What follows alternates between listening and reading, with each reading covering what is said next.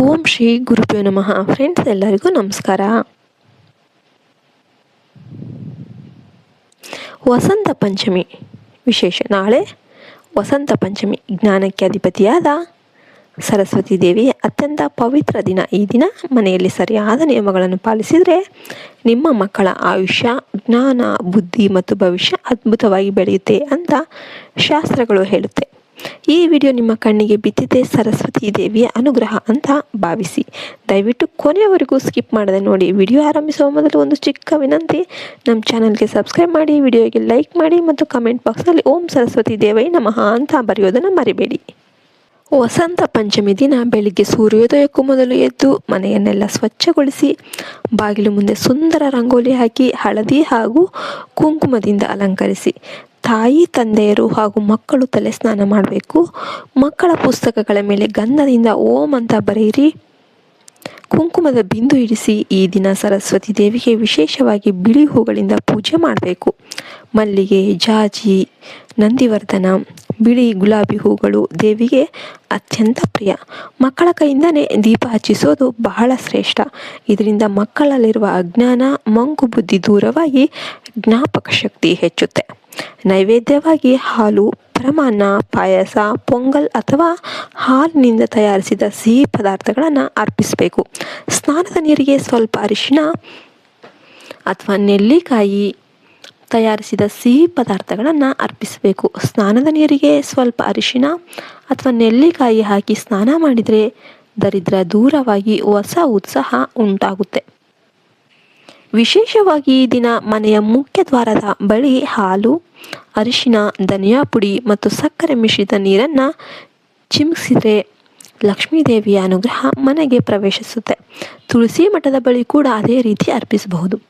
ವಸಂತ ಪಂಚಮಿ ದಿನ ಮಕ್ಕಳಿಗೆ ಅಕ್ಷರಾಭ್ಯಾಸ ಮಾಡಿಸೋದಕ್ಕೆ ಅತ್ಯುತ್ತಮವಾದ ದಿನ. ಸಾಧ್ಯವಾದರೆ ಸರಸ್ವತಿ ದೇವಾಲಯಕ್ಕೆ ಕರೆದುಕೊಂಡು ಹೋಗಿ ಅಥವಾ ಮನೆಯಲ್ಲೇ ಶ್ಲೋಕವನ್ನು ಪಠಣ ಮಾಡಿಸಿ.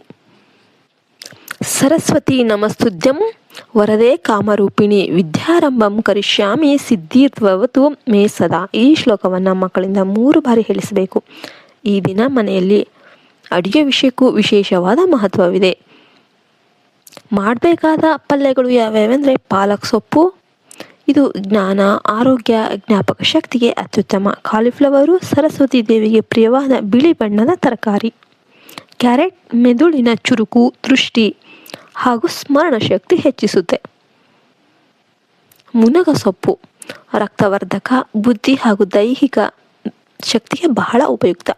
ಆದರೆ ಬದನೆಕಾಯಿ, ಮಾಂಸಾಹಾರ, ಮೊಟ್ಟೆ ಈ ದಿನ ಸಂಪೂರ್ಣವಾಗಿ ತ್ಯಜಿಸಬೇಕು. ಇದು ಅತ್ಯಂತ ಪವಿತ್ರ ದಿನ ಆಗಿರೋದ್ರಿಂದ ಶಾಕಾಹಾರ ಮಾತ್ರ ಸೇವಿಸೋದು ಅತ್ಯುತ್ತಮ. ಓನ್ಲಿ ವೆಜಿಟೇಬಲ್ ಅಷ್ಟೇ, ವೆಜ್ ಅಷ್ಟೇ ತಿನ್ನಬೇಕು. ಈ ದಿನ ಮನೆಯಲ್ಲಿ ಜಗಳ, ಕೋಪ, ಅಸಭ್ಯ ಮಾತುಗಳು ಇರಬಾರ್ದು. ತಾಯಿ ತಂದೆಯ ನಡವಳಿಕೆಯನ್ನು ಮಕ್ಕಳು ಗಮನಿಸ್ತಾ ಇರ್ತಾರೆ. ನಿಮ್ಮ ಶಾಂತ ಸ್ವಭಾವವೇ ಮಕ್ಕಳ ಭವಿಷ್ಯವನ್ನು ರೂಪಿಸುತ್ತೆ. ಮಕ್ಕಳಿಗೆ ಶ್ಲೋಕ, ಭಜನೆ, ದೇವರ ಕಥೆಗಳು ಕಲಿಸುವ ಪ್ರಯತ್ನ ಮಾಡಿ. ವಸಂತ ಪಂಚಮಿ ದಿನ ಪಾಲಿಸುವ ಈ ಚಿಕ್ಕ ನಿಯಮಗಳು ನಿಮ್ಮ ಮಕ್ಕಳ ಜೀವನದಲ್ಲಿ ದೊಡ್ಡ ಬದಲಾವಣೆಯನ್ನು ತರುತ್ತೆ. ವಿದ್ಯೆ, ಬುದ್ಧಿ, ವಿವೇಕ, ಆರೋಗ್ಯ ಎಲ್ಲವೂ ಕೂಡ ಸರಸ್ವತಿ ದೇವಿಯ ಅನುಗ್ರಹದಿಂದ ಹೆಚ್ಚಾಗುತ್ತೆ. ಈ ವಿಡಿಯೋ ನಿಮಗೆ ಉಪಯುಕ್ತ ಆಯಿತು ಅನಿಸಿದರೆ ದಯವಿಟ್ಟು ಲೈಕ್ ಮಾಡಿ, ಶೇರ್ ಮಾಡಿ, ಕಮೆಂಟ್ನಲ್ಲಿ ಓಂ ಸರಸ್ವತಿ ದೇವೈ ನಮಃ ಅಂತ ಬರೀರಿ. ನಾಳೆ ಮತ್ತೊಂದು ಉತ್ತಮ ವಿಡಿಯೋದೊಂದಿಗೆ ಭೇಟಿಯಾಗೋಣ. ಸರಸ್ವತಿ ದೇವಿಯ ಆಶೀರ್ವಾದಗಳು ನಿಮ್ಮ ಮೇಲೂ ನಿಮ್ಮ ಮಕ್ಕಳ ಮೇಲೂ ಸದಾ ಇರಲಿ ಅಂತ ನಾನು ಈ ವಿಡಿಯೋವನ್ನು ಮುಗಿಸ್ತಾ ಇದ್ದೇನೆ. ಜೈ ಹಿಂದ್, ಜೈ ಭಾರತ್ ಮಾತೆ. ಹರಿ ಓಂ ತತ್ಸತ್. ಸರ್ವೇ ಜನೋ ಸುಖಿನೋ ಭವಂತು.